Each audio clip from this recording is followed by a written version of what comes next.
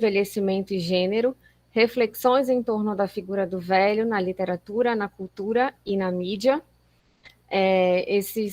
Esse simpósio faz parte do primeiro Seminário Internacional de Literatura, Enunciação e Cultura da UFMA. Mais uma vez, agradeço a todos pela presença, pela disponibilidade, pela riqueza de material compartilhado. Agradeço também, acho que o Fernando está por aí, ele era orientador também ele era orientando também da professora Socorro. Ele está aí? Eu acho que ele não entrou ainda. Ah, tá bom. Então, quando ele entrar, eu falo com ele. É um colega também, fez mestrado e doutorado conosco, e muito querido, veio gentilmente partilhar aqui a pesquisa conosco. Então, acho que a primeira é a Ana Beatriz, certo? Aqui na minha lista tá Ana Beatriz? É. Dá uma olhada aqui. Ana Beatriz, você tá por aí?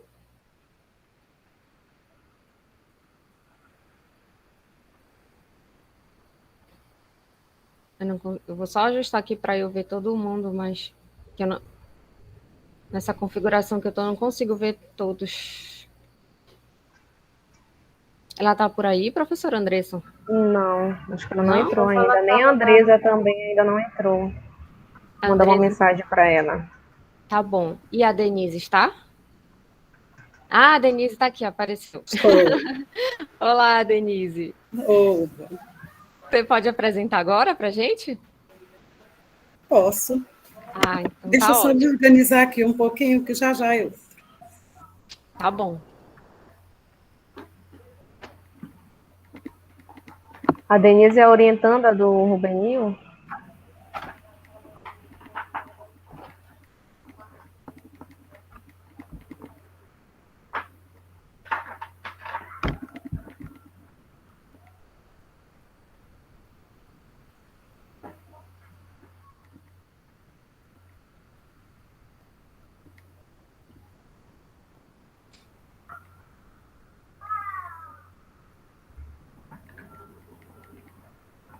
Acho que agora na tarde, no momento está a Denise e eu acho que a Isabela, né? Joyce também está aí. Isso. Fique à vontade, Denise. A palavra está com você. Ah, só lembrando, perdão. Só lembrando que nós temos 15 minutos de apresentação. E daí... Cadê o... E daí nós inicialmente, né, planejamos 2 blocos, 3 e 3, né, já que uma pessoa da manhã ficou para a tarde. Mas aí vai depender do número de pessoas que vão chegar. Aí, se completar 3, a gente fecha um bloco e nós vamos abrir para o debate, para as trocas, certo? Perdão, Denise, a palavra está com você.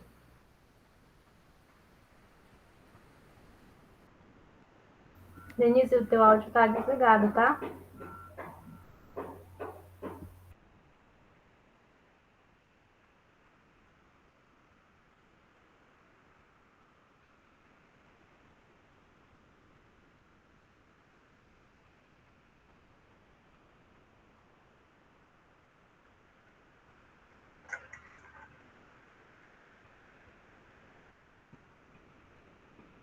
Agora tá ligado.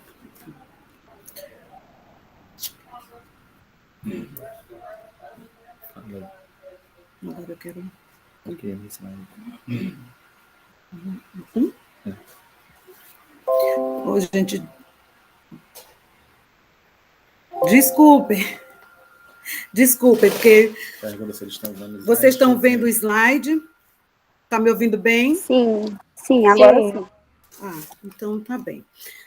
Boa tarde, eu sou Denise Santos Miranda Pereira, aluna especial do curso de mestrado da UFMA, e estou aqui hoje para apresentar o meu estudo, cujo título é Representações da Velhice em Becos da Memória, de Conceição Evaristo.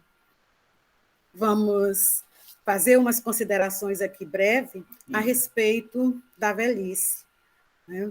Idoso, terceira idade, melhor idade ou velhice. São várias denominações ou terminologias que confundem, né? Por que tantas terminologias para falar ou para falar sobre o indivíduo idoso, né? O indivíduo que já viveu tantos tempos. É algo que a gente pensa que é natural, mas a partir no decorrer das pesquisas que a gente vai fazendo, constata-se que isso não é natural. Encontramos no livro, no clássico, que a gente sempre encontra como referência quando se trata da temática de velhice, da Simone de Beauvoir, acredito que seja assim a pronúncia, da Simone de Beauvoir, ela aponta, ela diz que essas terminologias, na verdade, elas são utilizadas como eufemismo, porque o próprio velho ele não aceita esse termo, ele não aceita a sua própria condição. Outros também comungam com esse pensamento dela, né? Outros também comungam. Aqui nós temos em Felipe Souza, Púdico Robust, quando ele diz que a idade deve primeiramente ser entendida como resultado de diversas práticas sociais e necessidades organizacionais, ou seja, é uma noção social. Então, isso vai de encontro ao que eu falei anteriormente. A gente pensa que é natural, mas não é. Na verdade, ela se trata de uma construção. De uma construção para atender um contexto social, né? Vamos, ainda utilizando o ensinamento da Simone, ela continua falando que a condição do velho depende, em grande medida, do contexto social em que está inserido, pois, apesar de a velhice ser uma realidade transhistórica, ele é vivido de maneiras diferentes. Essas maneiras diferentes podem ser encontradas nas diferentes comunidades, os diferentes processos históricos. Alguns estudiosos também, eles acreditam que essa categoria de dizer que é por a idade que você determina se o indivíduo é velho ou não, ela também não é uma categoria que pode ser tão considerada, porque ela vê o idoso, o velho, como uma categoria, como se fosse que fosse homogênea. E ela não é homogênea, né? Ela é heterogênea, pode até mesmo na questão dos aspectos físicos, como nas condições, no contexto social em que esse velho ele está inserido, em que essa pessoa está inserida. Para ajudar aqui no nosso trabalho, na nossa pesquisa, nós vamos nos ater na representação da velhice na África tradicional. Por que na África tradicional? Porque o nosso corpus, né, que é o Becos de Memórias de Conceição Evaristo, é um romance, são narrativas que falam do povo negro, da cultura negra. Então, a gente vamos dar ênfase a essa representação na África tradicional. Como é que esse velho é visto na África tradicional? O que a gente pode... Qual a relação que nós podemos fazer na atualidade com traços dessa cultura? Aqui nós temos ancestralidade, morte, oralidade e memória. Não se pode pensar na velhice sem pensar nessas 4 palavras que definem a ideia do velho na África tradicional. Aqui nós vamos tratar da África tradicional, porque lembro agora de uma fala que o Tenório falou que quando se vai se tratar de temas africanos, se deve ter um certo cuidado para não se fazer comparações, porque na África, apesar dela ser falada como se fosse um continente, como se ela fosse um continente só, não. Ela tem vários e vários países com culturas diferentes, né? Aqui nós vamos buscar em Fonseca um auxílio para as nossas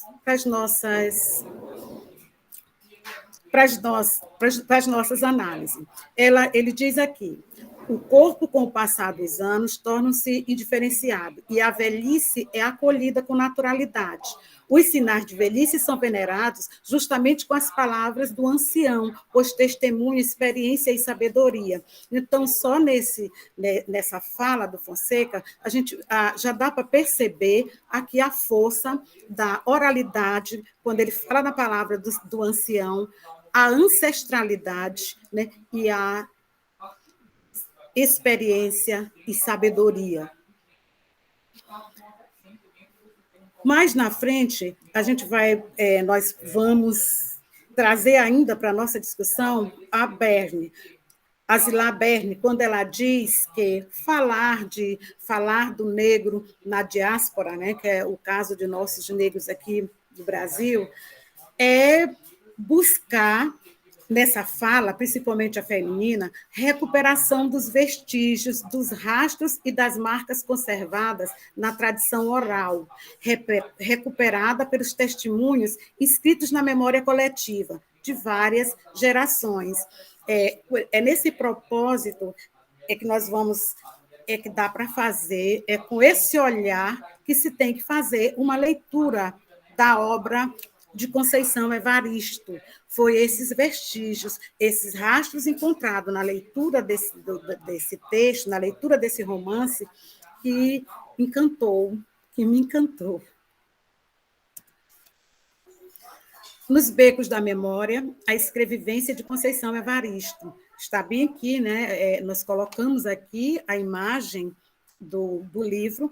Não é essa obra da Conceição Evaristo, não é a premiada, mas foi a primeira a ser feita por ela.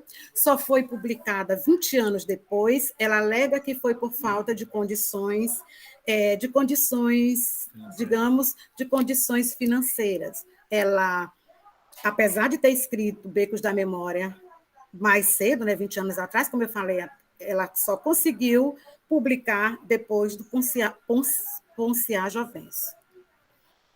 Ela, falar da obra de Conceição Evaristo, usando o termo escrevivência, faz com que a gente conheça, exige com que a gente conheça a trajetória de vida dessa escritora, apesar dela colocar nas suas falas, em suas entrevistas, que ela não quer que leia a vida, ela quer que leia a obra. Mas nos nossos estudos, a gente entende que obra e vida da Conceição Evaristo, elas estão imbricadas, e a gente vai descobrindo isso à proporção que vai colhendo também as afirmações que ela faz dentro da obra. Então, Becos da Memória.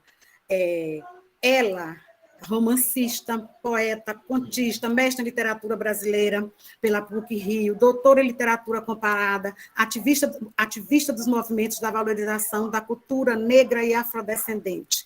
Isso é um traço que é marcante na escrita de Conceição. E ela ainda existe mais proezas, né? Ela não é só isso aí, não. As proezas dela não vai parar só por aí. Ela, em 2015, ela ganhou o prêmio Jabuti com Olhos d'Água, né? Em 2018, ela foi homenageada como personalidade literária do ano pelo Prêmio Jabuti. Em 2017, ela ganhou o Cláudia Cultura, ganhou também um prêmio lá do estado de Minas Gerais. Tem livros livros publicados em outras línguas, outros livros adotados em cursinhos em vestibulares. E completou, e está em plena efervescência. Né? Recentemente, ela completou 75 anos. E a trajetória dela, a gente também pode perceber que tudo aconteceu não tão cedo, não tão fácil. Né? Na verdade, ela teve que romper com muitos paradigmas para estar hoje onde ela está. Mesmo que ela tenha concorrido para a ABL, né? E não conseguiu se eleger, ficou com apenas um voto. Mas o que ela coloca, o que eu acho interessante, é que mesmo não tendo conseguido estar lá, apesar de toda a mobilização que foi feita, mas pelo menos ela abriu caminhos para que outras escritoras negras pensem em se candidatar. Ela cunhou o termo escrevivência, e nessa obra de Becos de Memória parece que ele fica bem mais nítido. Ela diz assim, que assim nasceu a narrativa de Becos da Memória. Primeiro foi o verbo da minha mãe a me trazer lembranças de nossa vivência na favela. Aqui há uma referência ao texto bíblico de Gênesis, que trata da criação. Né? Primeiro foi o verbo... E os personagens que ela fala, o que ela fala nesses livros, não são personagens comuns.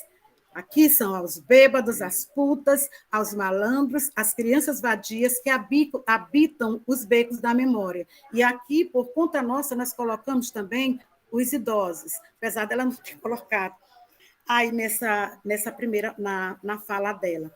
Então, a Conceição Evaristo, ela representa para nós, eu aqui, esse corpo de mulher negra, que está chegando já à 10ª década, há 6 décadas, já estou próximo dos meus 60 anos, mistura essa leitura da vida dela com a vida da gente, que eu lembrei agora do professor que falou de Guimarães Rosa, Marcos Palheta, quando ele disse que se confunde, que é meio imbricado. Né? Essa obra, Nos Becos da Memória, Maria Nova carregando as pedras, metáfora para a renovação. Por que nós fizemos esse subtítulo para chamar aqui a atenção para essa obra? Porque essas histórias de bêbados e putas que ela conta no Becos da Memória, na verdade, é uma narrativa que tem muitos e muitos personagens. Muito mais personagens femininas do que personagem masculino. Crianças, velhos, idosos, e os idosos com quem ela mantém uma relação que é através dela que eles vão contar a sua história para poder deixar registrada. Não são histórias fáceis. Na verdade, é um livro que, quando você parte para a leitura, ele lhe traz sensações assim um pouco negativas, porque ela trata das violências, você pode encontrar qualquer tipo de violência dentro dessa leitura. Nós vamos do feminicídio, do abuso que as negras sofrem quando vão ter filhos nas clínicas, da poligamia, do incesto, do roubo, são temas assim bastante fortes. Então, aí ela coloca assim, mas ela trata de uma forma que, embora impacte, mas não, as suas palavras mostram um pouco de ternura. Maria Velha e tio Totó ficavam trocando histórias, permutando as pedras da coleção. Ela ali quietinha, sentada no caixotinho, vinha crescendo, escutando tudo. Quer dizer, ele trazendo aquelas histórias fortes, ele fazia metáfora com as pedras. E essas pedras, ele queria que ela usasse como ela usava, ela separava que elas considerava mais leve para depois contar a história. A menina crescia violentamente por dentro. Olha aqui, era magra e esguia, seus ossinhos do ombro ameaçavam furar o vestidinho tão gasto. Maria Nova estava sendo forjada a ferro e fogo, com as durezas das histórias que ela compartilhava, que ela via, que ela vivia. E o engraçado é que a protagonista foge de todo o estereótipo que a gente costuma ver. Né? Era magra e esguia, seus ossinhos ameaçavam furar o vestidinho tão gasto. E a toda hora a gente tem que estar remontando a leitura da gente. Essas personagens são negras. Um dia ela haveria de narrar, de saber soar, de soltar as vozes, os murmúrios, os silêncios, o grito abafado que existia, que era de cada um e de todos. Maria Nova, um dia, escreveria a fala do seu povo. Nas memórias, nos becos da memória, Maria Velha, tio Totó e vó Rita, metáforas da sabedoria, guardiões da memória do passado, griots moderno. Maria Velha, tio Totó e vó Rita não foram escolhidos aleatório. Eles foram escolhidos porque são exatamente as pessoas velhas que têm a preocupação de contar para ela o que eles viveram antes, o que ela estava vivenciando agora, para que ela registrasse, porque eles já consideravam a leitura, a escrita, uma ferramenta poderosa, capaz de podia até não mudar a vida deles, mas pelo menos denunciaria, tornaria mais público o que eles estavam passando. Até porque toda a narrativa de Becos da Memória ela ocorre em uma favela onde eles estão sendo despejados. Maria Velha era mulher dura e quase feliz, mas não alardeava. A tristeza tem orelhas grandes e ouvidos fundos. Basta a gente dar uma gargalhada alta que a orelhuda escuta e vem logo tristezando atrás da gente. Essa é uma fala da Maria Velha. Ela não era uma pessoa muito feliz, mas ela... Olha aqui o Rastros, quando ela coloca aqui na tristeza tem orelhas grandes e ouvidos, provérbios, né, sabedorias. Ela não se abre para a alegria porque ela achava... A tristeza tem orelhas grandes e ouvido fundo, porque ela achava que se ela desse uma gargalhada alta, a orelhuda escutava, né? E vinha logo trazendo a tristeza. O tio Totó era um homem de risos e sorrisos fartos. Seu riso, sua gargalhada foi rareando quando ele começou a envelhecer. E ele veio sentir esse envelhecimento quando ele já estava com 90 anos, porque ele já não sentia mais aquela vivacidade de poder começar uma vida novamente, porque ele, na narrativa, é a terceira vez que ele precisa mudar, é a terceira vez que ele é despejado, e agora, aos 90 anos, ele já não se encontrava mais com essa força. A velhice aqui é entendida como perder a fé, perder a esperança. A cada batida do coração nasciam os homens, todos os negros, brancos, azuis, amarelos, cor-de-rosa e descoloridos. Vó Rita era o amor. Deixei a Vó Rita por último, porque, na verdade, todos os adjetivos usados para caracterizar a Vó Rita são adjetivos bons. Né? Ela era o amor, ela gostava de cuidar de todo mundo, e ela não tinha uma situação econômica melhor do que a de ninguém, mas ela estava sempre disposta a ajudar quem precisasse de acolhimento. E é esse olhar, esse se colocar no lugar do outro, esse ver que deixa essa narrativa, apesar de toda a pedra, de toda a dureza, ela leve. E o mais interessante é que ela se coloca como que pode ser, a gente pode encontrar qualquer um desses personagens ao entorno onde a gente vive. Eu vivo aqui em São Luís Gonzaga do Maranhão, e cada leitura que eu faço, que eu vou descobrindo rastros e passos da minha cidade, do meu povo, que eu vou vendo, meu Deus, isso aqui que vocês são, Evaristo, está lá em Minas Gerais, eu sempre vi isso como natural, e agora, estudando, né, fazendo pesquisa, eu estou vendo que são rastros de memórias que são realmente contados pelos nossos antepassados, porque o que eu vejo, a fala da minha bisavó, eu vejo a nossa ladainha em latim, eu nunca tinha visto essa ladainha em latim escrita em outro lugar, mas eu vi aqui no livro de Conceição Evaristo. A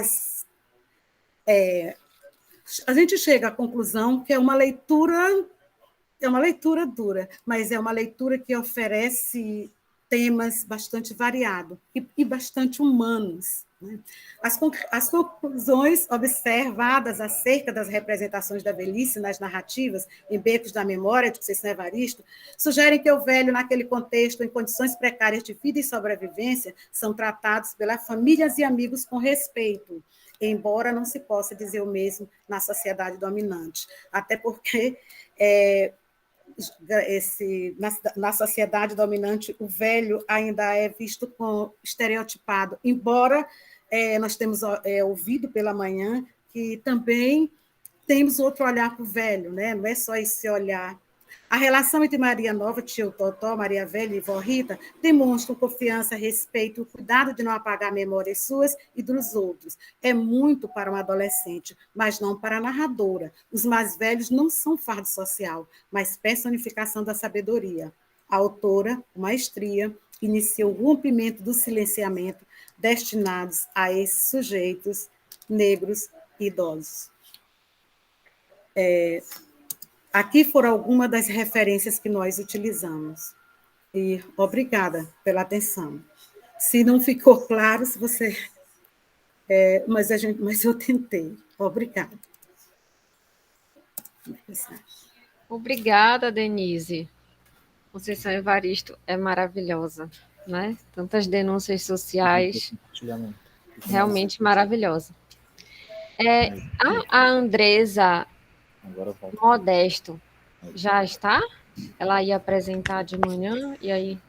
Então, eu cheguei agora. Andresa. Oi, Andresa. Boa tarde, gente. Desculpa Boa tarde. que eu vou precisar apresentar agora, que eu trabalho de manhã, né? E a gente estava em trabalho remoto e voltamos agora recente, então houve esse conflito aí de horários. E eu ainda estou aqui no trabalho, por isso que eu estou de máscara, né? Mas enfim. Não, tudo bem, sem problema algum. Sem problema algum. E aí a gente é obrigada, assim, a estar claro, né? Ainda bem. Isso, com certeza. Com a máscara. Você pode apresentar agora para a gente? Vou compartilhar aqui os meus slides. Tá certo. Vamos ver que eu fico me debatendo aqui para compartilhar pelo Google Meet. Deixa eu ver se consigo aqui.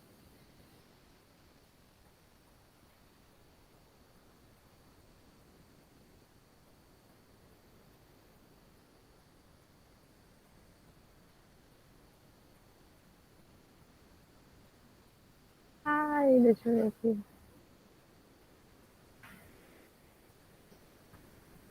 Para compartilhar, você vai nessa setinha do meio.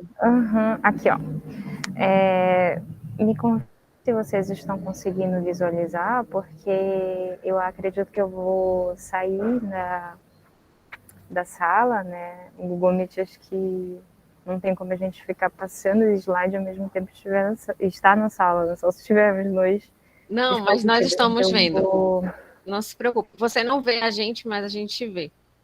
Tá, aí eu vou só expandir aqui os slides. Agora apareceu completo, né? Ou não? Aqui para mim está aparecendo seu slide, mas ele não está aparecendo em tela cheia. Putz, deixa eu ver. É no terceiro, né, Rafa? nessa terceira imagenzinha. Foi assim que eu consegui. Deixa eu clicar em F5 para ver se vai. Ó, eu tô clicando F5 e agora? Não, continua da mesma forma. Aumentou para você? Não, para mim tá aparecendo da mesma forma também. Tá, Andresa. Parece que é no livrinho que tem que apertar. Isso, eu tô clicando no livrinho mesmo. É no lado do menos. E agora? Acho que agora vai. Agora vai. sim, agora foi. Pronto. Agora foi. Tá. Aquele meme, agora vai, agora não foi. Bem, gente, boa tarde. Eu me chamo Andresa Modesto e eu sou mestranda do programa de pós-graduação em Estudos de Linguagens aqui na UTF-PR, Campus Curitiba.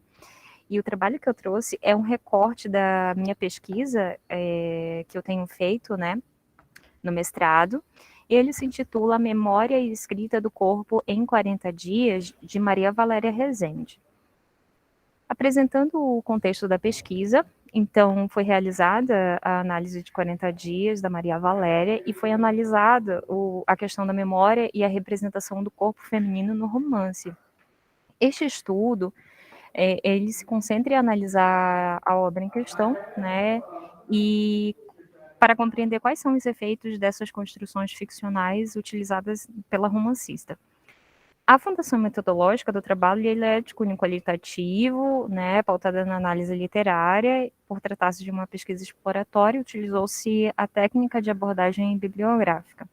E os teóricos principais que eu utilizei para análise foram o Luiz Alberto Brandão e Silvana Pessoa, para basear a questão dos espaços, né, tanto do funcional quanto do espaço da memória, além da lei da Asma e da Jane Gagdebin, né, para estar também falando a respeito de trazer, né, conceitos de memória e a escrita do corpo no viés, né, teórico dessas duas autoras. Vai estar só passando algumas vozes, mas é porque são as pessoas que também que trabalham aqui na faculdade, gente. Mas eu acredito que dê para vocês me ouvirem bem, né? Acho que sim. Sim, perfeitamente. Tá ótimo. Aí eu inicio a análise aqui do trabalho trazendo esse pensamento do Brandão e da Pessoa na obra Sujeito, Tempo e Espaço Ficcional, Introdução à Literatura, em que eles dizem o seguinte, né? O espaço da personagem em nossa narrativa seria, desse modo, um quadro de posicionamentos relativos, um quadro de coordenadas que erigem a identidade do ser exatamente como identidade relacional. O ser é porque se relaciona, a personagem ela existe porque ocupa os espaços na narrativa, e só compreendemos que algo é ao descobrirmos onde, quando, como, ou seja, em relação a que esse algo está. Eu resolvi partir aqui desse pensamento, né, porque ele é importante para eu embasar, né, essa minha pesquisa, né, sobre os espaços da memória, pensar esse personagem se relacionando com esses espaços enquanto, por exemplo, a cidade, com as pessoas, e essa relação da personagem com ela mesma, né, para também aí pensar a escrita do corpo feminino. E trazendo aqui um pouco do resumo desse romance, 40 dias, a gente tem um romance cujo tema trata-se do deslocamento geográfico. A personagem protagonista, que é a Alice, ela vai se mudar de João Pessoa para Porto Alegre. Só que essa mudança, ela é feita de modo obrigatório, né, a contragosto dela, em decorrência do planejamento de uma gravidez da filha, né, que a filha mora em Porto Alegre.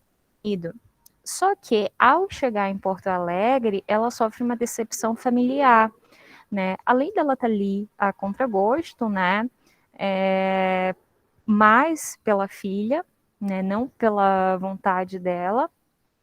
Quando ela chega lá, a filha informa, né, depois de ela ter passado um tempo em Porto Alegre, né, pouco tempo, a filha informa que, infelizmente, ela vai ter que adiar essa gravidez, porque o marido havia ganhado uma bolsa de pós-doutorado e ele precisaria passar um tempo fora do Brasil. Eles precisariam, né, em torno de 6 a 1 ano. Então, ela se vê perdida ali numa cidade que lhe é estranha, né, estranha porque é longe, né, do seu local aí de origem, então é uma outra cultura, variações linguísticas, né, geográficas diferentes, até que ela se encontra mesmo de fato desolada.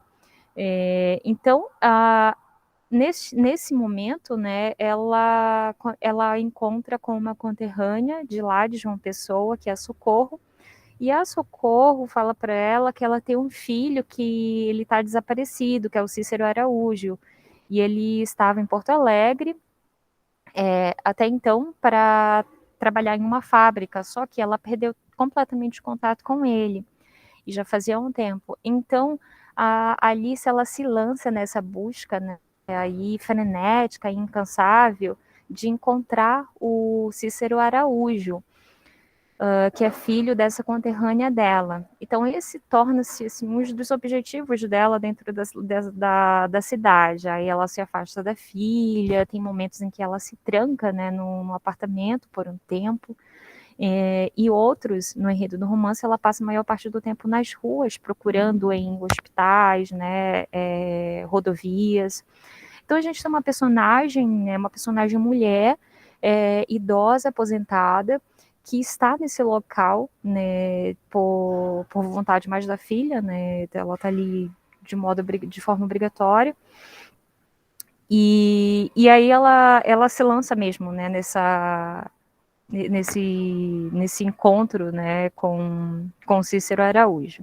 E a Lola vai ser uma personagem também, uma amiga da Alice, né, para quem ela também vai compartilhar as experiências, né, que ela vai passando durante esse caminho aí que ela vai percorrer. Um ponto importante do romance é o caderno.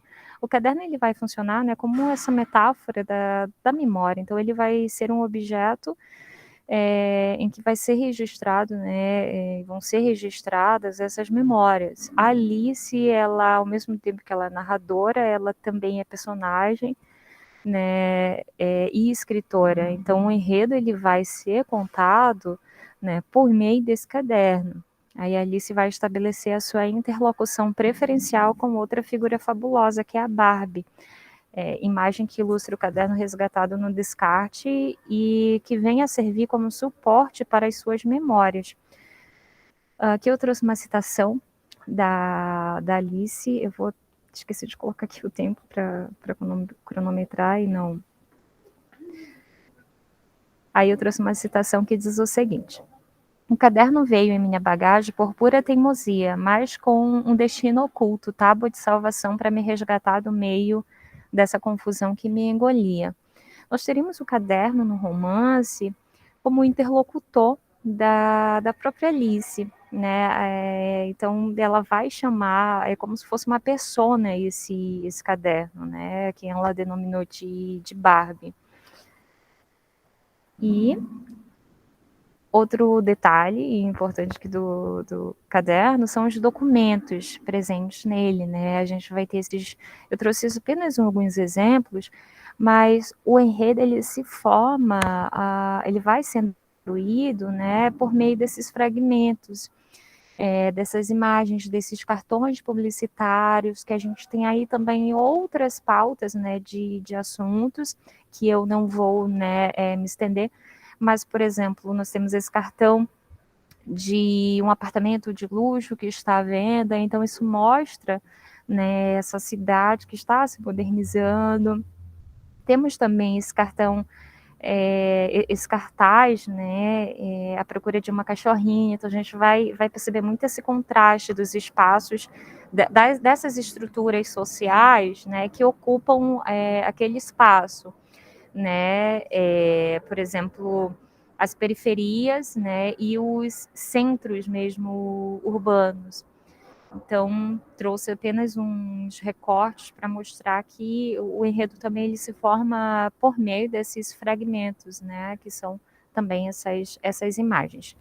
E já introduzindo aqui no assunto sobre memória, a memória ela produz uma multiplicidade de pontos de vista sobre o espaço e o sujeito.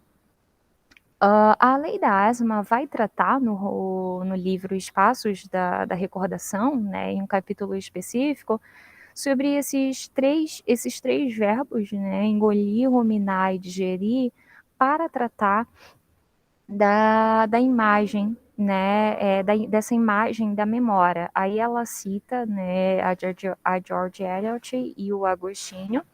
A George vai falar que o cérebro como o estômago mental, né? E o Agostinho, o Santo Agostinho, vai dizer que a memória ela funciona como o estômago da alma. Então a gente percebe que, por exemplo, o verbo ruminar, a gente sabe que ruminação é aquele processo que o alimento faz, né, no estômago. Então aquele processo de mastigar, remastigar e regurgitar ali o alimento.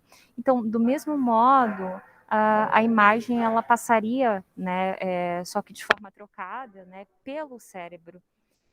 Quando Agostinho fala a memória como estômago da alma, nós temos aí também a possibilidade do sabor daquela memória, né? Essa possibilidade de sentir, né, por meio de uma imagem que se lembra, a alegria, né? Ora alegria, ora tristeza, né, de um determinado momento, de uma determinada recordação.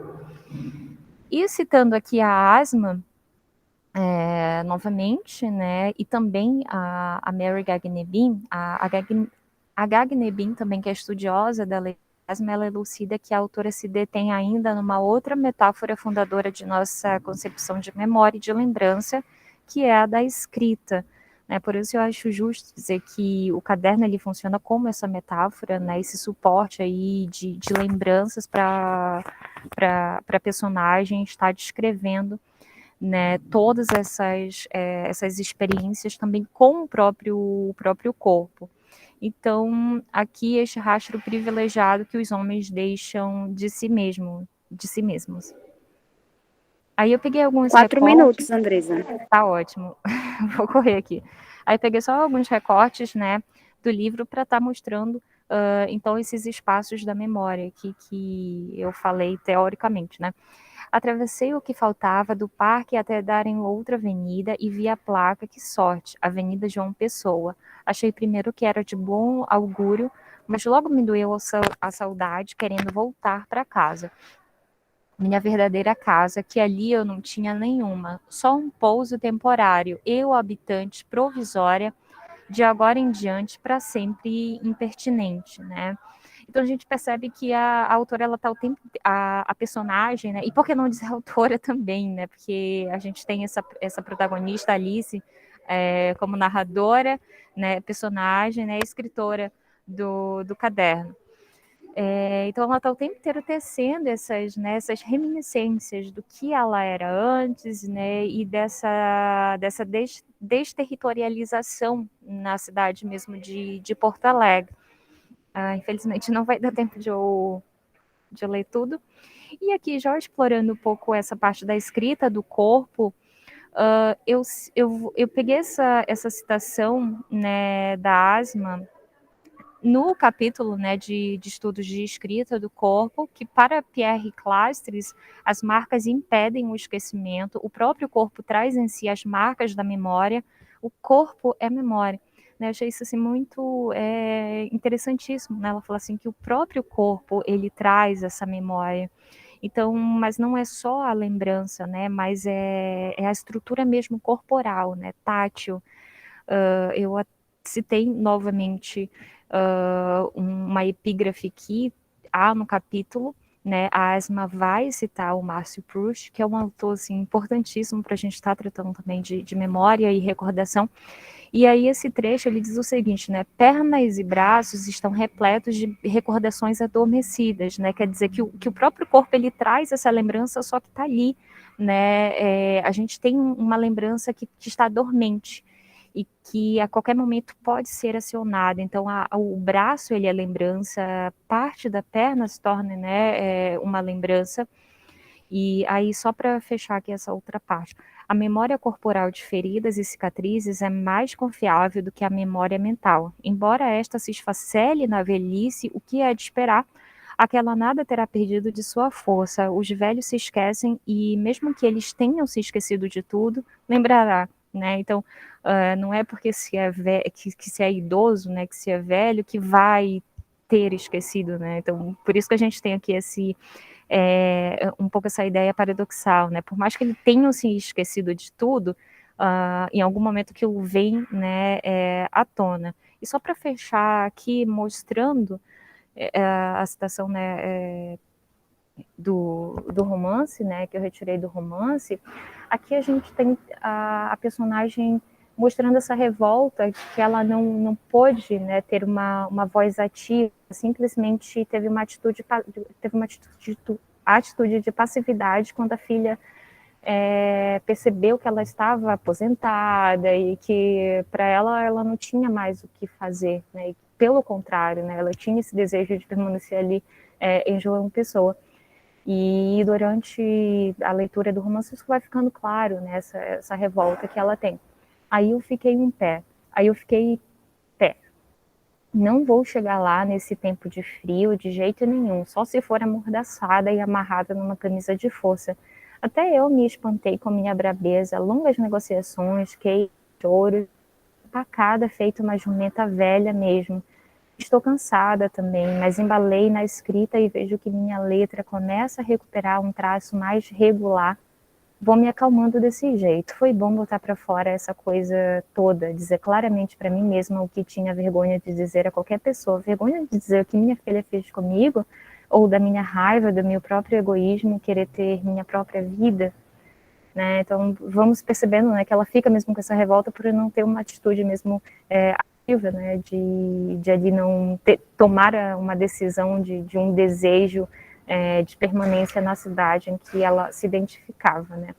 Eu acredito que não tem mais tempo, né, Rafa e Andressa, mas era só para dizer que a minha pesquisa ela ainda está em andamento, principalmente essa parte da escrita do corpo, né.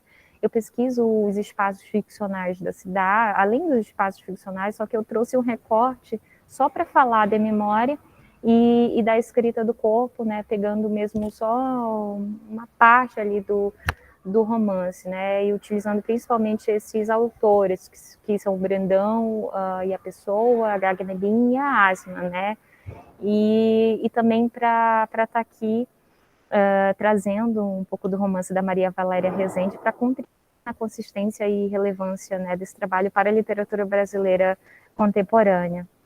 E depois só mostrando aquelas referências bibliográficas, e é isso. Eu acredito que eu passei tempo, desculpe mesmo, mas foi isso.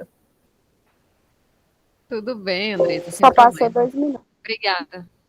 2 minutinhos? Ufa, eu pensei que tinha passado assim, sei lá, uns 7. Ó, tá vendo? Parar aqui de apresentar. Obrigada, Andresa. Não sei se você vai poder ficar com a gente, mas eu acredito que a Ana Beatriz, ela ainda não chegou. E aí temos mais 2 pessoas presentes e um que ainda também não chegou, o Fernando.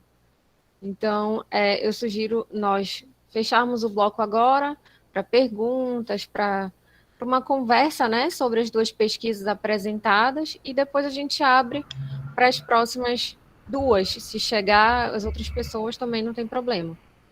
Certo? Pode Alguém ser. tem alguma pergunta, alguma consideração sobre os trabalhos da Andresa e da Denise? Belos trabalhos.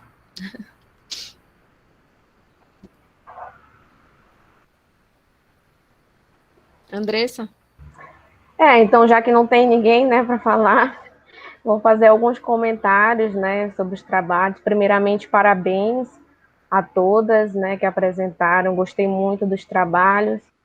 Tem tudo a ver com o nosso simpósio, né, que trabalha a questão do envelhecimento, principalmente o feminino, né, e aí as personagens são mulheres, né, que estão na velhice.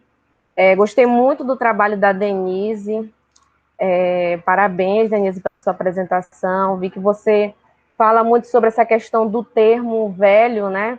Porque algumas pessoas acham que é pejorativo utilizar esse termo velho, né? Preferem utilizar terceira idade, idoso, né? Melhor idade, né? E sobre isso, a Gita Zimmermann, no livro dela Velhice e Aspectos Biopsicossociais, ela vai dizer que não é feio chamar o velho de velho. E, inclusive, eu defendo na minha tese a utilização desse termo. Porque ela vai dizer o que é feio não é a forma como a gente chama ele, mas sim a forma como a gente trata, a gente tem tratado o velho. Né? Então, ela disse que esses outros termos, né, essas outras nomenclaturas utilizadas para se referir ao velho, é apenas uma forma de camuflar um preconceito. Porque eu estou deixando o velho, ele está deixando de ser o velho por conta desses termos. Né? Então, ela defende a utilização mesmo do termo velho, e eu também utilizo esse termo na minha tese. Achei super interessante também, porque ela vai trabalhar com a questão do envelhecimento de uma mulher negra, né? Então, se a mulher ela já sofre discriminação, imagine quando ela é velha, né? E aí a Gita DB, ela fala isso, né? Que a mulher na velhice ela é duplamente discriminada, tanto por ela ser mulher como por ela ser velha. E aí imagina quando essa mulher velha, ela ainda é preta, né? Ela é pobre, analfabeta, então aumenta muito mais ainda o preconceito, né? Então eu acho que é super interessante o diálogo que você faz, essa reflexão em torno da mulher velha, negra, né, super interessante. Eu acho que a gente precisa de mais pesquisas como a sua, né? Acho que o Rubenil está de parabéns, né, pela orientação. Não esperava menos do Rubenil. O Rubenil, tenho muita admiração por ele. E eu acho assim, por exemplo, quando a gente vai apresentar um trabalho para falar sobre o envelhecimento, você coloca assim, velhos, né? O que aparece? Aparece um monte de velhos brancos, né, ricos, que tem uma boa classe social, belos, né? E a gente quase não encontra a imagem de velhos negros. E aí vem esse ponto que você colocou, que você fala que muitas vezes a velhice ela é vista como algo homogêneo. Na verdade, não é. Né? A velhice ela não é homogênea, ela é heterogênea, né? Porque a nossa velhice ela vai ser diferente para cada um. Né? A velhice ela é uma escrita, né? Onde cada um vai escrever a sua história. Né? Então, achei super interessante seu trabalho, gostei muito. E aí, com relação ao trabalho da Andresa também, eu gostei muito do trabalho dela. Eu não conhecia essa obra, né, que ela abordou aí, super interessante, né, que vai falar sobre essa mulher que ela se vê obrigada a sair do seu lugar, né, da sua história, da sua memória, né, daquele lugar que ela viveu a vida toda com o objetivo de ajudar a filha no desejo e no sonho que não era nem dela, era o sonho da filha dela. A filha dela, né, ela queria ter um filho, né, ela tinha um sonho de ser mãe, né, então ela coloca, eu acho que de uma forma assim egoísta, dizer para a mãe, olha mãe, você tem que morar comigo porque eu sou uma professora muito ocupada, eu não tenho tempo, então eu quero que você me ajude a cuidar, né, a criar o meu filho, né, então por que a mulher velha tem que abandonar tudo, né, a sua vida, a sua história, o seu lugar, né, para fazer, realizar o sonho da filha. Por que a filha não poderia abandonar tudo e chegar próximo da mãe, né? Então, a gente percebe aí um certo egoísmo, porque ela não queria, na verdade, ela não estava pensando na mãe, ela não queria a mãe próxima dela, porque ela queria estar próxima da mãe, né? Ficar um pouco mais, cuidar um pouco mais dela, porque ela está na velhice. Não, ela queria se satisfazer, né? Queria ser mãe e colocava toda essa vontade dela em cima da mãe, né? Então a gente percebe tipo uma violência psicológica, né, que ela sofreu. Ou você vem morar ou não vou ser mãe, né? Então eu achei super interessante, eu gostei muito. É um romance, Andresa? Isso, Andressa, é um romance. E aí a gente percebe, né, que logo no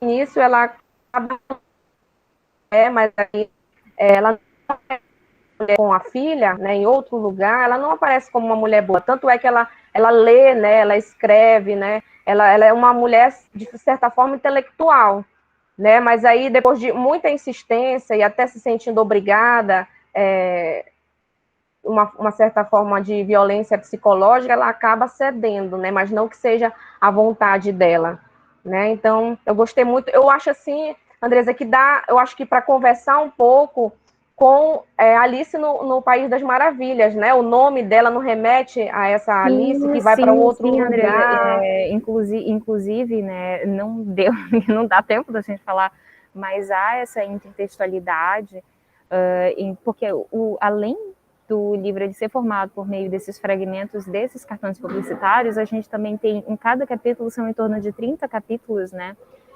E cada capítulo desse inicia com uma epígrafe.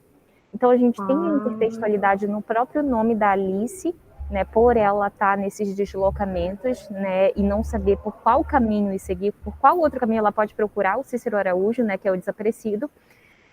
E também ela traz em epígrafes também a obra, né, da Alice no País das Maravilhas, né? Então a gente tem essas intertextualidades que são bem interessantes. Isso. E a gente percebe também que ela, logo no início, ela não se reconhece, né, com aquele lugar.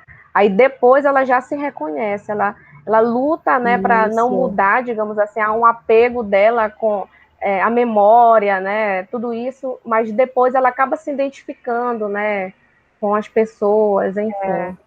Parabéns. O problema com desejo, né, Andressa, que a maior parte, né, da nossa vida, a gente vive pelo desejo, né, e o alimento para o desejo é essa insatisfação.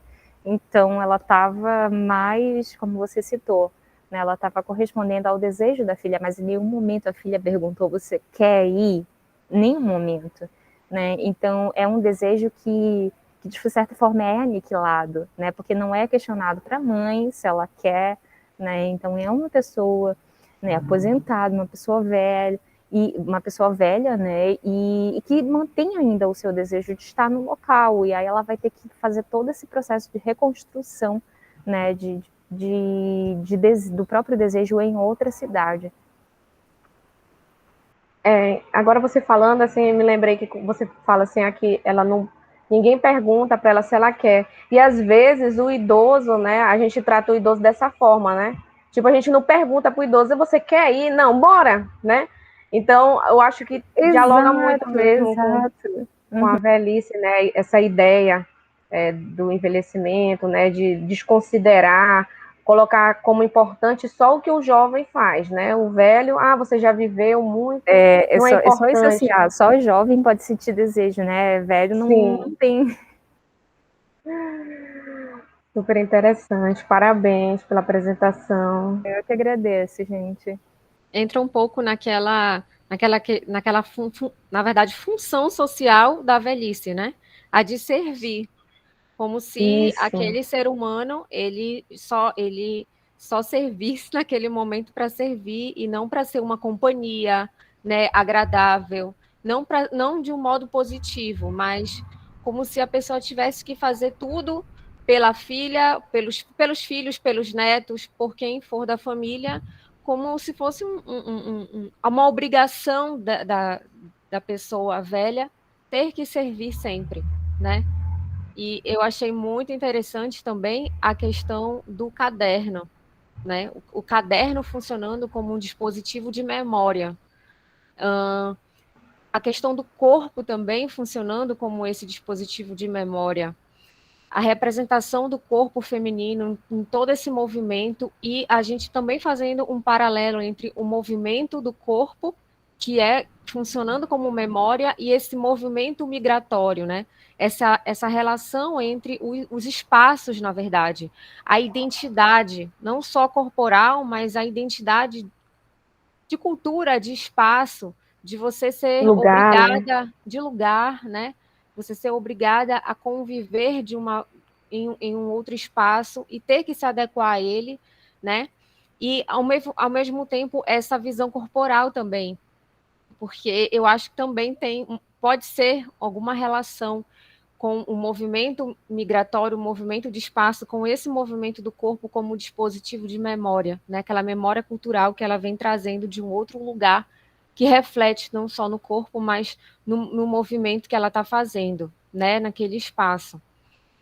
E funcionando também como um dispositivo de memória, nós podemos atrelar a voz, né? Lá na Conceição Evaristo, quando a Denise fala da Conceição Evaristo, né, representações da velhice em Becos de Memória, na verdade é muito nítido como a questão, ela até colocou essas palavras, ancestralidade, oralidade, memória e morte, né? Como é que a voz, ela caminha, ela transita por esses espaços, por esses lugares. Ou seja, a memória, ela tem uma função social ali de sabedoria, de experiência, de uma cultura africana, né? Aquela cultura das narrativas orais, do contar. Porque hoje em dia, principalmente, muitas vezes ser velho, trazer experiências, ela não é tida como positiva, mas, como que eu posso falar? Assuntos ultrapassados, questões ultrapassadas, né? O que é novo é o melhor. Mas quando ela fala que ela vai trazer referências africanas, referências vindos de outro lugar, você consegue fazer também uma relação com a questão da oralidade tão presente nessas sociedades, como também em muitos lugares. Eu e a Andressa estamos na Amazônia, então a gente trabalha aqui com oralidade, então a Amazônia também é um lugar muito rico de tantas narrativas e que trazem essa tradição na voz, de aprendizado, de sabedoria e até de poder, né? Quem sabe mais são os mais velhos, porque a sabedoria está no narrar, está no contar. Então, eu percebi muito isso no Becos da Memória, da Conceição Evaristo. Esse trabalho todo com memória, com identidade, né, dentro daquela função social da velhice, dessa etapa da vida, desse momento da vida. Parabéns, meninas, muito rica a apresentação e as pesquisas. Alguém quer falar? Alguma consideração, alguma pergunta? Não só parabenizar as moças pelos trabalhos muito bons. Se a Andressa quiser complementar, a Denise também.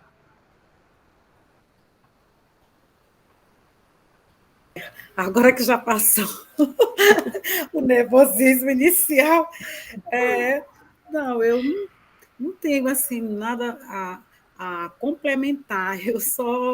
Quando eu começo a falar nesse livro, nessa obra de Conceição Evaristo, quando eu termino a minha fala, eu acho que eu esqueci tantos pontos importantes, porque cada releitura que eu volto, cada vez que eu tenho que ler Becos da Memória, eu vou encontrando, vou ressignificando alguns aspectos que passou sem perceber. Na verdade, eu estava atrás de uma identidade, de reconhecimento da identidade da mulher negra. E eu acabei sendo levada por Rubenil por um caminho onde realmente essa identidade fizesse sentido. Né? A identidade da mulher negra é velha. Né? E eu não vou ter problema com esse termo velho, não. Eu acho que eu teria problema se eu achasse como a maioria das pessoas. Mas, Denise, tu vai ter coragem de voltar a estudar. Menina, não está no tempo de tu parar, pelo amor de Deus, gente, deixa eu definir o que eu quero. Tem tanta gente da minha idade que está buscando. Ah, não, tu vai só te envolver com jovens. Eu disse, tudo bem, eu vou estar lá para aprender. Então, essa é a Conceição Evaristo, não só na vida dela, como também nas obras, ela mostra que a gente pode, sim, dar um ressignificado, a gente pode pensar, a gente pode sonhar. E enquanto eu estiver correndo, enquanto eu me colocar à disposição de correr atrás do que eu quero, eu acho que eu não vou envelhecer. Eu vou ficar tipo a minha bisavó, vou completar 95 anos com todos os dentes. Obrigada. Obrigada, nós que agradecemos. Então, acho que nós podemos passar para o próximo bloco. A Joyce. Estou vendo a Joyce por aqui. Você pode apresentar? Sim, posso sim, só um minuto. Certo, fique à vontade. Boa tarde a todos. Primeiro eu quero dizer que é uma honra estar aqui. E dar parabéns também às minhas colegas pelas pesquisas, foram maravilhosas. E como eu vou falar pouco, porque eu fiz poucos slides, eu vou resumir mesmo. Denise, parabéns, não desista, não dê ouvidos a ninguém que disser para você o contrário, porque você é mulher, você é forte, você pode todas as coisas. O seu lugar é onde você quiser. Então não permita que ninguém diga o contrário, tá bom? Um beijo para você e segue em frente. Depois da graduação, se quer fazer especialização, mestrado, doutorado, o que você quiser. Viu? Um super beijo aí para você. Agora deixa eu preparar aqui o meu slide. Bom, gente, eu vou falar um pouquinho sobre a poesia do poeta Gregório de Matos. Vocês já estão vendo?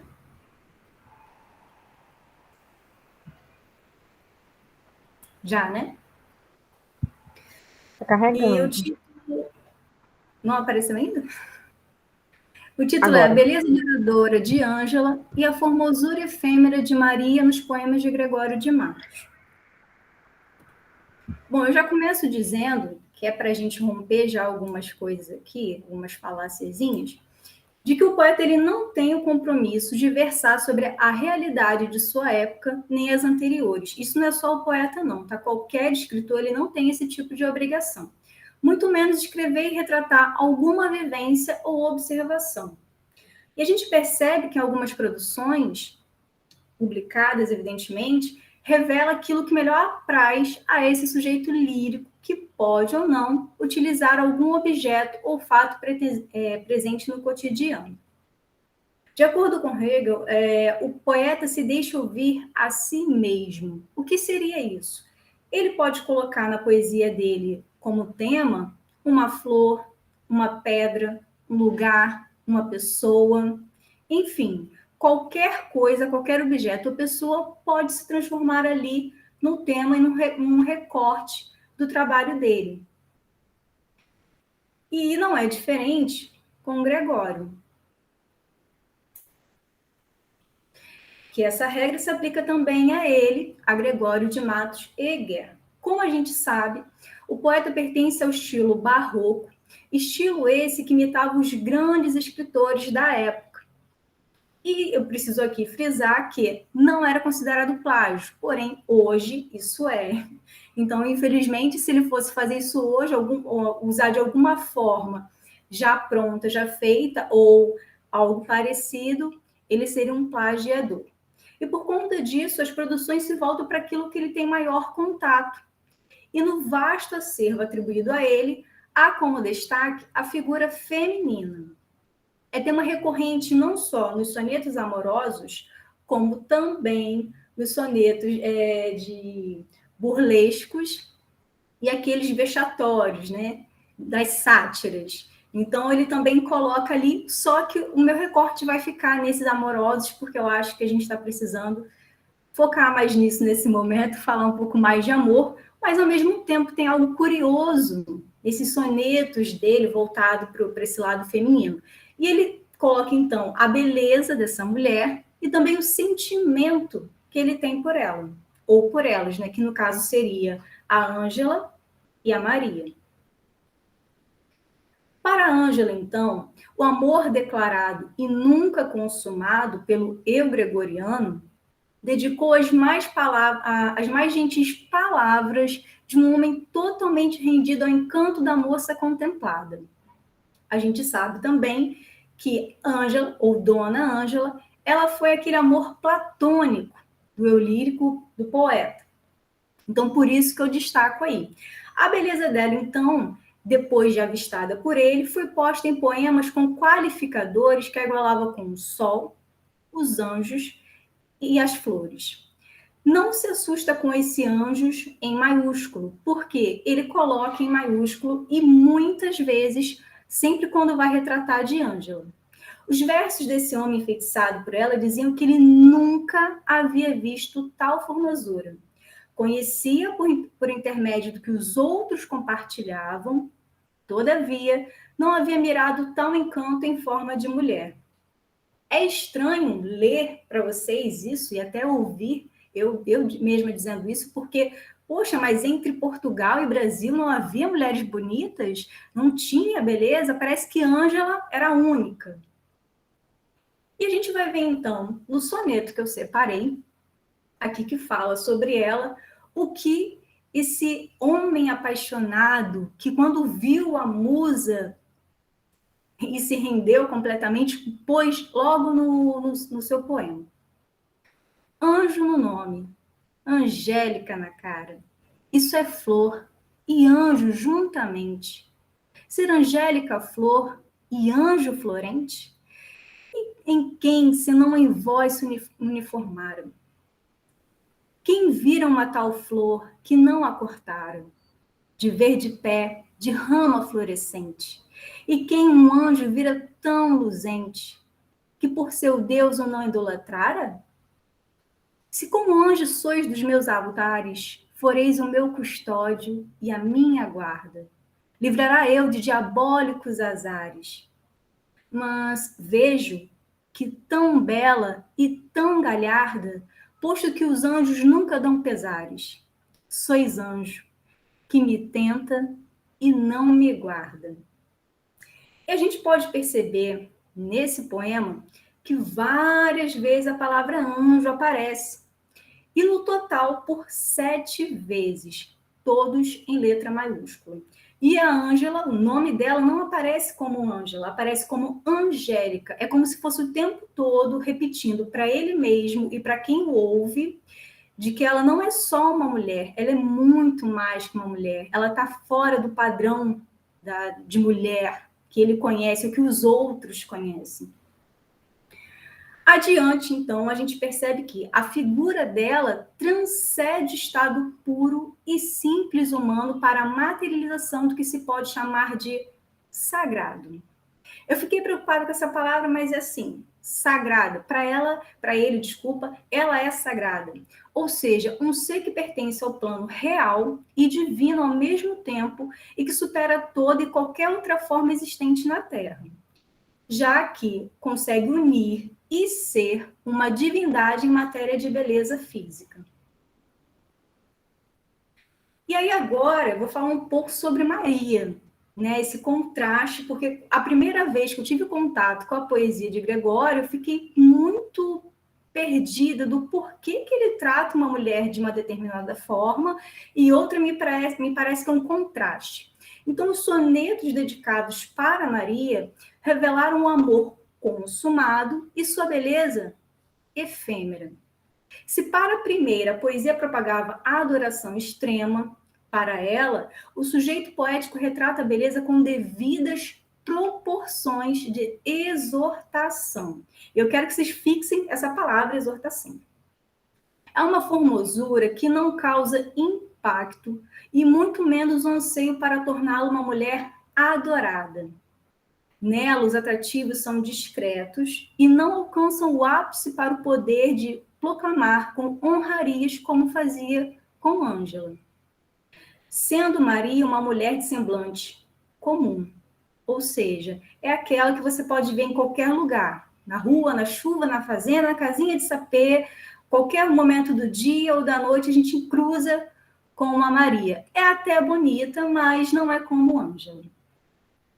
E ele, então, no poema para ela, diz o seguinte: discreta e formosinha Maria, enquanto estamos vendo a qualquer hora, em tuas faces a rosada aurora, em teus olhos e boca o sol e o dia, enquanto com gentil descortesia o ar que fresco Adonis te namora, te espalha a rica trança voadora, quando vem passear-te pela fria. Goza, goza da flor da mocidade, que o tempo trota toda ligeireza e imprime em toda a flor sua pisada. Oh, não aguardes que a madura idade te converta essa flor, essa beleza, em terra, em cinza, em pó, em sombra, em nada.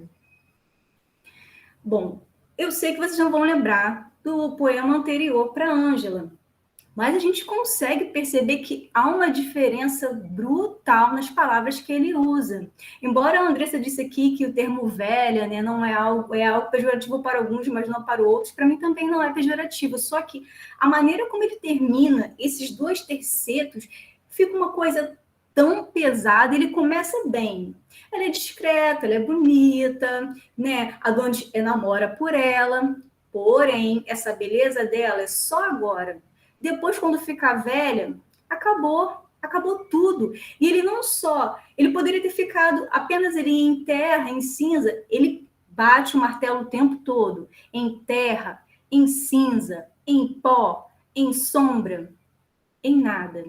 Ou seja, se eu fico velha, ou se você que está me ouvindo fica velho ou fica velho, você já não serve para mais nada. Diante desse pensamento que é propagado.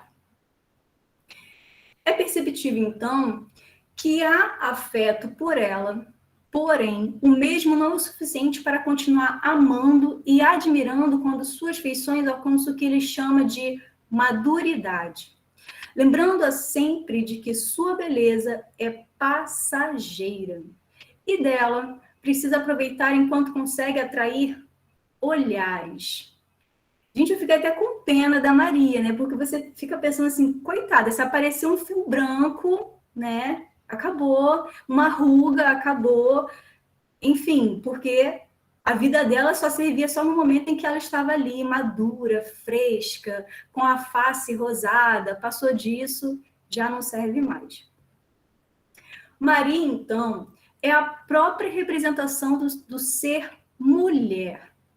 E esse mulher, eu digo não só a mulher do passado, mas a mulher de agora também, porque, infelizmente, a gente ainda vive isso na nossa sociedade.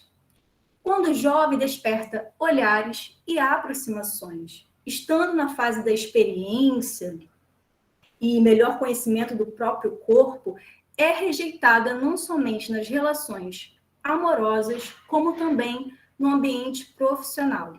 Eu li recentemente um artigo que estava falando sobre isso, que a mulher, quando chega aos 40 anos, ela é considerada velha, ou seja, ela não serve mais para trabalhar. Eu achei tão absurdo isso, porque, gente, é só 40 anos, a gente está falando de 40 anos, sabe? E eu achei incrível como pode as pessoas pensarem isso, acreditarem nisso e perpetuarem esse tipo de pensamento. Então, uma mulher que possua 40 anos ou mais é considerada velha. E aí, Caldas e Thomas, essas duas pesquisadoras da área, elas dizem que tal modelo de corpo não é considerado belo nesta sociedade. E vale lembrar que a gente está falando da poesia de Gregório de Matos, ou seja, aquela que foi atribuída a ele, obviamente, e que faz parte ali da pós-colonização, século XVI e século XVII.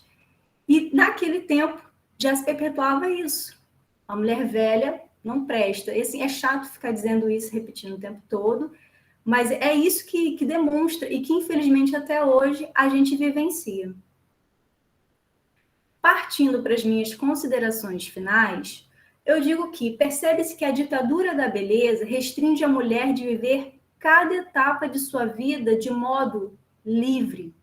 Ou seja, ela é aprisionada a ser e a se manter eternamente jovial.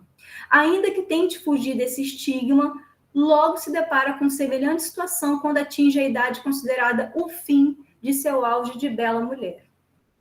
E foi algo similar que a gente pôde ver na poesia de Gregório de Matos, nas sentenças que ele escreve para Maria. E tanto nessa poesia como numa outra, gente, ele continua fazendo a mesma coisa.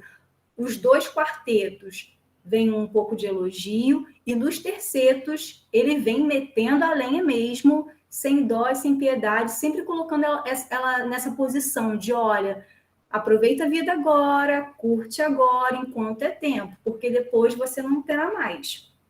Te olham agora, te veem agora, você é atrativo agora, mas daqui a algum tempo você não será mais. E é muito triste, né? Como mulher até dizer isso numa apresentação, mas é a realidade e isso ainda acontece nos dias de hoje. E eu fico muito feliz, inclusive, de poder participar de um projeto como esse que vocês estão fazendo, porque a gente ganha voz e a gente fala de algo que é importante ser dito na nossa sociedade. Essas são as referências. Mais uma vez eu agradeço a oportunidade e parabéns a todos. Muito obrigada.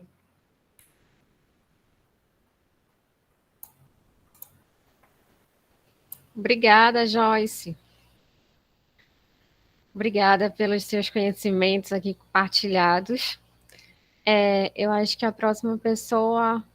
Acho que o Fernando ainda não chegou por aqui, né? Então, Isabela.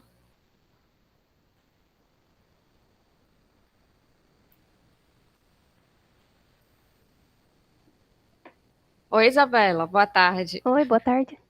Você pode apresentar agora? Posso sim. Tá bom.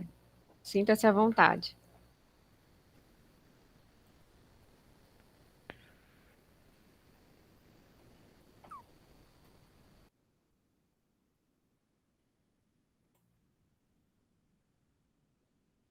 Tá aparecendo certinho na tela cheia? Tá aparecendo. Então tá bom. Boa tarde, todo mundo. Meu nome é Isabela. Eu sou estudante de mestrado da UFSC e hoje eu vou apresentar para vocês um recorte de um trabalho que eu fiz para uma disciplina no semestre passado, Por Dentro do Aquário de Clara, a sexualidade feminina na velhice no filme Aquários, de Kleber Mendonça Filho. Então, quando a gente fala de velhice, a gente tem uma diferença da imposição dos padrões de beleza que a gente tem para mulheres mais jovens, que geralmente são padrões de beleza eurocêntricos, que pregam corpos irreais muito magros e que perpetuam uma competição feminina. Mas quando a gente fala de corpos de mulheres velhas, a gente tem um padrão de jovialidade. Então, para ela ser considerada bonita, ela precisa aparentar ser mais jovem do que ela realmente é. E com isso a gente também tem uma regulação dos padrões de comportamento. Enquanto a gente tem para as mulheres mais jovens que elas têm que regular a sexualidade delas, elas têm que se manter, como eu posso colocar, o mais puras possíveis, mesmo que elas sejam ativas sexualmente. Para as mulheres velhas é pregado um apagamento total dessa sexualidade. Então, elas precisam eliminar completamente qualquer desejo sexual que elas sintam depois, por exemplo, dos 40, dos 50 ou dos 60, senão elas são vistas como pessoas imorais, elas não podem ter qualquer desejo sexual. E delas se espera que elas se dediquem à família, ao cuidado da casa e às atividades religiosas e não tenham qualquer outro interesse que não seja cuidar da família. Então, a Butler vai dizer que uma senhora de idade que mostra interesse evidente e talvez até mesmo vigoroso com relação ao sexo, ela é frequentemente considerada como alguém que sofre de problemas emocionais. E se ela mostra, evidentemente, que ela está sã mentalmente e ela é ativa sexualmente, ela vai ser considerada depravada ou, de uma maneira mais delicada, ela vai ouvir que ela está tentando assegurar pateticamente a sua juventude perdida. Então, a gente tem uma imposição para essas mulheres mais velhas que elas precisam ser assexuais, elas não têm que ter qualquer desejo sexual, mas além disso elas precisam ignorar completamente o seu sexo, elas precisam ser consideradas alguém assexuada. E com isso a gente consegue ver que, diferente do que muitas pessoas pensam, diferente do que muitas pessoas pregam, essa falta de interesse sexual, ela não é biológica, ela não some conforme nós envelhecemos de uma forma biológica, mas ela é imposta culturalmente para as mulheres, que elas precisam apagar totalmente a sexualidade. Então, o meu objeto de estudo foi o filme Aquários, do diretor Kleber Mendonça Filho, que também escreveu o roteiro. Ele tem uma duração de 2 horas e 26 minutos, ele é do gênero drama e com uma classificação 18 anos, porque ele possui cenas de sexo explícito. Então, no meu trabalho, eu analisei algumas cenas. Nessa em específico, a gente pode ver a construção da personagem Clara, que é a personagem principal do filme. Ela é uma mulher de 65 anos, ela é uma jornalista aposentada, mãe e avó, mas também é viúva, então isso já demonstra que ela, além de ser uma mulher idosa, como ela é viúva, então ela não pode ter interesse, seja ele romântico ou sexual, por qualquer outro homem ou mulher. E aqui a gente consegue ver que a identidade dela não é perdida ao longo dos anos, porque primeiro a gente é apresentada ela no início do filme, na década de 80, e a gente consegue ver que ela é uma mulher bastante ativa, bem positiva, e que ela tem os seus próprios gostos e que ela não se curva aos padrões sociais.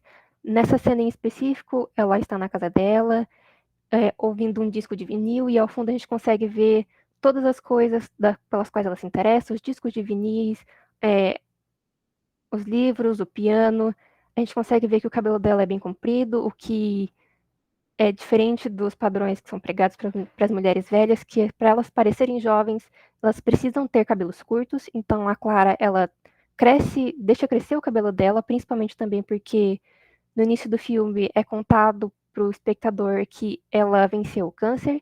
Então ela tinha o cabelo mais curto por causa da quimioterapia e conforme os anos foram passando, ela decidiu não cortar, principalmente depois que ela chegou na velhice. Nessas duas cenas, a Clara, como eu disse, ela é uma mulher bem positiva, bem assertiva, e ela não tem medo de demonstrar que ela sente prazer sexual, que ela sente desejo sexual. E nessa cena, na primeira cena de cima, ela está num baile da terceira idade, com as amigas, e ela se interessa por um homem também mais velho, da idade dela, e os dois acabam flertando e eles vão pro carro dele para ter um momento mais íntimo, para poder se beijar. E essa cena deles no carro também pode ser interpretada como uma coisa mais feita por jovens, porque geralmente jovens têm mais esse pudor de se beijar dentro do carro, de não ficar se mostrando para as outras pessoas. E nessa cena em específico, deles conversando, a Clara pede para que ele não toque nos seios dela, mas no pensamento dele, ele acha que é porque ela é uma pessoa puritana, que ela não sente desejo sexual, mas na realidade é porque ela precisou passar por uma mastectomia e retirar um dos seios, e quando ele descobre isso, ele perde totalmente o interesse sexual por ela, porque agora ela não é só mais uma mulher mais velha, ela não é mais só um corpo velho, mas também um corpo velho que não tem algo que ele deseja, ela não tem um dos seios, então por isso ela não é mais apta a fazer sexo, a sentir prazer sexual. Nessa outra cena, depois que ela levam fora do outro homem, ele não é mencionado o nome dele em nenhum momento do filme, ela volta para casa e ela conversa com uma amiga que estava saindo com um garoto de programa, porque ela também era viúva, e ela acaba pedindo o número desse rapaz, o Paulo, e chama ele para casa dela para os dois terem relações sexuais. E o Paulo, ele, quando ele descobre que ela é amiga da mulher com quem ele estava saindo, que ela também é uma velha, ele trata ela de uma maneira como se ela fosse frágil, como se ela precisasse, de certa forma, ser guiada nesse prazer sexual. E ele é bastante condescendente enquanto eles conversam antes de iniciar qualquer coisa. E ela quebra todas as expectativas dele quando ela fala diretamente o que ela quer, e ela fala palavrões, e ela não se importa com o fato de que ela é uma mulher velha e que esse comportamento não é esperado de uma pessoa velha, principalmente de uma mulher, de falar palavrões e falar exatamente o que ela quer, principalmente em relação a sexo. E inicialmente, ele se assusta um pouco, ele até pensa em conversar com ela sobre isso, mas ela não deixa espaço nenhum e os dois acabam tendo relações sexuais. E em outro momento do filme também é mostrado que desculpa, que existe no prédio dela, ela é a única moradora, porque uma construtora está tentando comprar esse prédio para derrubá-lo e construir um arranha-céu. E em determinado momento do filme, a pessoa que está tentando comprar o prédio deixa com que trabalhadores do escritório façam uma orgia no andar de cima da casa dela, pensando que isso pode incomodá-la e fazê-la sair do apartamento, mas na realidade ela não se incomoda, ela até sobe ao andar de cima para ver exatamente o que está acontecendo, e isso desperta nela um prazer sexual, apesar dela não entrar no cômodo e participar das ações, mas isso acaba mostrando que ela não sente vergonha de conversar sobre sexo, de falar sobre sexo, de fazer sexo. E também na questão da mise-en-scène, nós temos este armário em específico, que ele aparece em vários momentos do filme, o diretor ele dá um ênfase, muitas vezes, durante o filme, quando ela aparece, porque esse armário pertencia a uma tia dela, chamada Lúcia, que no início do filme nos é mostrada a festa de aniversário dela e os sobrinhos estão fazendo um discurso para comemorar o aniversário, falando de todas as conquistas, e ela se incomoda com o fato de que em nenhum momento do discurso dos sobrinhos é mencionado que ela foi um ícone da revolução sexual em Pernambuco, onde eles moram. E esse armário, em específico, lembra ela dos momentos íntimos que ela teve com o parceiro que já faleceu.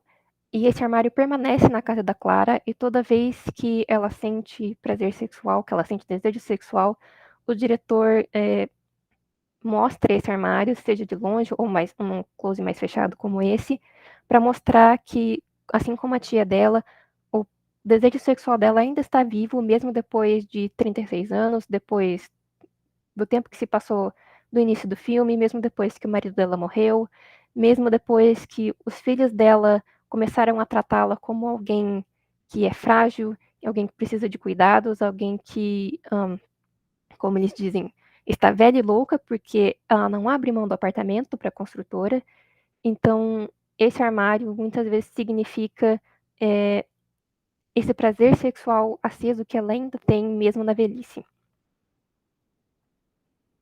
Então, algumas considerações finais, a gente consegue ver que a Clara, ela não se importa com os tabus que tem sobre a sexualidade na velhice enquanto uma mulher idosa, e ela expressa isso livremente. E ela é uma pessoa independente e confiante, ela se recusa a ser subserviente e ela não se deixa afetar pela repressão que é imposta aos corpos velhos pela sociedade. Então, ela é uma mãe, ela é uma avó, mas ela também é uma jornalista de sucesso, apesar de estar aposentada. E ela sai com as amigas para beber e ela faz sexo com garotos de programa, o que não são atitudes vistas como normais para mulheres velhas. Ela é vista como práticas imorais e ela se vende como ser sexual. Ela fala que ela é um ser sexual e ela exige ser vista como tal. E então ela reclama para si mesma o direito de sentir prazer sexual e de expressar isso livremente. Essas são algumas das minhas referências. Muito obrigada pelo seu tempo. E eu termino minha apresentação por aqui. Obrigada, Isabela. Ótimo filme, já assisti. Gostei muito. Bom, alguém tem alguma pergunta, alguma consideração? A Isabela, a Joyce. Professora Cristiane, você quer falar alguma coisa? Sinta-se à vontade, viu? Oi, estão me ouvindo? Tá meio Sim. ruim a conexão aqui. Não, estamos te ouvindo, sim. Eu quero só parabenizar, na verdade, e de novo já agradeci de manhã, mas agradeço mais uma vez pela acolhida no simpósio, porque esse simpósio realmente está muito bom. É muito bom ver diferentes pessoas falando de diferentes obras sobre a velhice, porque a Andressa fez um minicurso que eu ministrei, ela sabe. Eu comentei sobre isso, né, que a questão da velhice ainda parece pouco trabalhada, dá uma aparência de que a gente está meio solitário nessa empreita, e de repente tem tanto trabalho aqui movimentando, né, diferentes autores, isso dá um alento, assim, dá um respiro, né. Eu só tenho a dizer meus parabéns e continuem, né. Eu sou defensora aí das pesquisas na velhice, enfim, e agora eu fiquei mais feliz vendo que eu não estou só, porque às vezes dá essa ideia, assim, o pesquisador passa por isso em geral, né, mas dá essa ideia que a temática da velhice, assim, até às vezes quando eu falo para as pessoas que é sobre a velhice, que eu trabalho, tem uns que ficam, tá, parece assim que não é algo tão empolgante, né, e eu fiquei bem empolgada aqui. E achei muito bacana, principalmente todas as falas, claro, mas essa última que a Isabela faz esse recorte, que não é da literatura, é do cinema, mas que também, né, é uma linguagem aí bem importante. Esse filme é maravilhoso e justamente é interessante que foi, né, executado por essa atriz que era, né, tida como musa lá enquanto jovem, e aí ver que ela envelheceu e continua aí atuante, né? Tantas mulheres velhas que, de alguma forma, nos inspiram, né? É bom quando a gente vê essas velhas que estão trabalhando, que estão, né, recebendo aplausos, porque aí a gente pensa, poxa, quando eu chegar lá, né, tem ainda uma esperança, né, de não ficar só fazendo tricô. Nada contra fazer tricô também, inclusive gosto, mas, né, tem que ser por escolha da gente, né, e não escolha dos outros. Mas, mais uma vez, meus parabéns. Parabéns para as organizadoras também, né, pela iniciativa, que venham outros, enfim, né. E é isso. Obrigada, professora. Muito obrigada por ter estado de manhã, por ter estado agora à tarde. Suas E no que contribuições são precisarem muito de... importantes. Não sou uma referência no assunto, mas tenho alguma bibliografia já aí reunida ao longo de anos de leitura, então, no que precisarem de dicas aí, de recomendações, a Andressa tem meu e-mail, vocês aí no evento têm também, então não se constranjam. Tem que ter essas trocas de vez em quando, né? Não se constranjam em mandar um e-mail, pedir uma dica, ou mesmo partilhar quando vocês tiverem alguma publicação, né? É bom a gente estar por dentro. Ainda mais aproveitar a internet para alguma coisa, né? Já que a gente está esse perto distante aí, imagina só, né? Vocês no Amazonas, eu estou aqui no sul, outros estão aí, né? O evento é enfim, de outra ponta do Brasil, então vamos aproveitar, já que a gente está confinado de alguma maneira, vamos nos aproximar, né? Aproveitar o remoto aí. Mas muito obrigada, gurias, de novo. Obrigada, professora. Que ótimo. Vamos mandar e-mails, sim. Podem mandar. Andressa, você quer falar alguma coisa? Então, parabenizar, né, os trabalhos. Gostei muito do trabalho da Isabela, achei super interessante, né?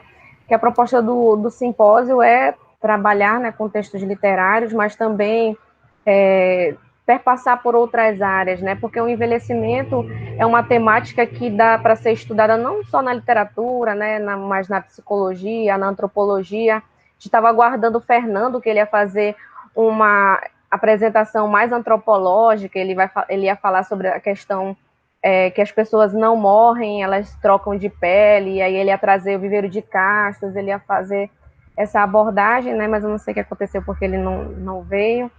Mas essa temática do envelhecimento, ela também pode, né, dialogar muito com o cinema, né, com a mídia, na internet. Eu vejo muito, por exemplo, ridicularizações da mulher na velhice na internet. Pegam, por exemplo, a foto da Xuxa quando ela era jovem e aí colocam ao lado a Xuxa atualmente, né, na velhice. Aí colocam como, olha como a Xuxa ficou, ela era linda, agora ela ficou velha, né? Então, é uma forma de ridicularizar, né, a velhice, a mulher na velhice, né?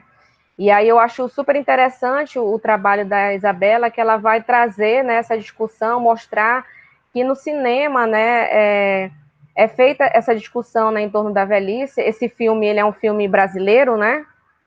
E aí que interessante, né, que nós temos um filme no Brasil discutindo essa temática do envelhecimento, né, como a gente já falou de manhã, é uma temática que ela é pouco ainda trabalhada no Brasil, especialmente na região norte, professora Cristiane. Por exemplo, se você for ver no sul, as pessoas estão discutindo mais sobre envelhecimento, mas, por exemplo, aqui no Pará, né, na região norte, pouquíssimas pessoas trabalham com essa temática, né? E se você for pesquisar as teses que já foram desenvolvidas, você vai ver que a maioria dos trabalhos são da área da saúde. Tem um professor daqui de Castanhal que fez, eu moro em Castanhal, né? Fez uma pesquisa falando sobre a velhice em relação considerando o envelhecimento homossexual, né? Então, eu acho que só dele, mas era de uma área da pedagogia, né? De humanas, mas não na área de letras, né? Então, achei super interessante. Eu não conhecia, Isabela, esse filme, né? Falar a verdade. Agora eu vou assistir, né? E aí eu achei interessante também porque ela não se mostra como uma mulher, porque colocam muita ideia, né, que o velho, ele é bobo, né? O velho, todo mundo engana o velho, todo mundo rouba o velho, passa a perna no velho. E na verdade ela não se coloca como uma mulher boba, não, né? Tanto é que a corretora quer comprar o imóvel dela e ela não quer vender, né? Se ela fosse outra, não, vou vender por preço de banana, me vende fiado. Aí venderia fiado, né? Porque fiado a pessoa compra até casa pegando fogo. Então, mas nesse caso, ela se mostra resistente. Não vou vender, porque isso representa uma memória, é o lugar, né? Isso tem toda traz uma questão afetiva, né, para ela. Então, ela não quer vender, né? Então, é dela, ela vende se ela quiser, né? Então, muitas vezes a pessoa coloca o idoso, o velho, a velha, como alguém que é bobo, todo mundo engana. Já nesse filme não acontece isso, né? E ela se mostra muito inteligente, né? E nada boba, né? E aí, com relação... Então, parabéns, né? Novamente, a Isabela, pela apresentação. E aí, com relação ao trabalho da outra... Como é o nome dela, Rafaela? Da Joyce. Da Joyce, foi muito boa a apresentação, né? Ela mostra aí duas formas de ver a mulher, né? Através do olhar do Gregório de Matos, né? No caso, a mulher vista de forma encantadora, né? Sedutora, né? Então, ele vai falar muito, na verdade, da mulher jovem, né? A mulher jovem é vista como alguém que ele faz várias comparações aí, né? Metáforas, ele fala que a mulher é como uma flor, né? A mulher é como um anjo, né? Então percebam mais uma vez essa questão da valorização da mulher enquanto jovem, né? E aí o mesmo autor vai fazer vai ter uma outra visão da mulher quanto velha. Já ele não vai elogiar ela, né? Tanto é que ele vai falar sobre essa questão do pó, né? Coloca a mulher velha vai para o pó, né? Então percebam aí, né, que é uma desvalorização da mulher enquanto velha, né? Então, por exemplo, não sei se falaram agora, mas alguém falou que, por exemplo, a mulher, a partir dos 40 anos, ela começa a se tornar alguém invisível, né? Porque, na verdade, foi criado historicamente, culturalmente, que a mulher, para ela ser mulher, né, foi colocado, imposto, né? A Simone de Beauvoir, ela fala isso no seu livro A Velhice, que a mulher, para ela ser mulher, ela tem que ser bonita, tem que ser jovem, tem que ter um corpo esbelto, tem que ser magra, né? Mas a mulher, ela não é só corpo, né? A mulher, ela tem uma voz, a mulher é intelectualidade, né? A mulher, ela é resistência. Então, a gente não pode reduzir a mulher a um corpo, né? A mulher, ela tem muito mais para oferecer para a humanidade, para a história, para a sociedade, do que o seu corpo, né? Então, o corpo, na verdade, carrega uma mulher, mas, na verdade, não é só isso que é importante. E aí, a Miriam Goldenberg, ela tem um livro que ela fala justamente sobre isso, sobre essa questão da valorização do corpo na cultura brasileira, né? Que muitas vezes a gente valoriza muito o nosso corpo e acaba deixando de lado as coisas que realmente são importantes, né? E muitas mulheres brasileiras, elas se preocupam muito com o corpo, né? E até ela fez uma pesquisa considerando duas populações, a população da Alemanha e a do Brasil, e ela verificou que as mulheres brasileiras, elas têm muito mais medo de envelhecer, né? Que acabam desenvolvendo uma síndrome da gerontofobia, que é o medo de envelhecer, o medo das pessoas idosas, e que elas fazem vários procedimentos estéticos, né? Porque a mídia impõe isso, né? A mídia, a cultura capitalista, ela impõe que a mulher deve ser jovem, deve ser bela, né? E, por exemplo, lá as mulheres da Alemanha, elas já não estão tão preocupadas com a aparência como nós brasileiras, né? E elas estão preocupadas muito mais com a sua profissão, né? Projeto de vida, tudo isso. Então, acho que a gente precisa ver, entender que a beleza, ela não é tudo, né, para uma mulher, né? Tem outras coisas muito mais relevantes, né? Nossa intelectualidade, nosso trabalho, nosso estudo, do que esses ideais que são impostos pela mídia, né? Tudo esse corpo aqui, né, ele vai mudar, né? Todos nós vamos envelhecer, né? A Simone de Beauvoir, no livro dela, fala que os velhos, né, um dia foram jovens, e nós que somos jovens, um dia nós seremos velhos. Então a gente tem que aprender a entender e também a reconhecer no velho a nossa imagem no futuro, né? Então é isso, muito obrigada a todos, as considerações, os trabalhos, né, os debates. Muito obrigada, Rafaela, pela parceria, E é isso, a gente vai sim organizar outros eventos e a gente quer todo mundo lá. Obrigada, professora Andressa, pela parceria. Obrigada a todos que participaram hoje de manhã, agora à tarde, os que estão aqui para também escutar, né? Muito obrigada também à organização do evento e nos encontramos aí num próximo simpósio.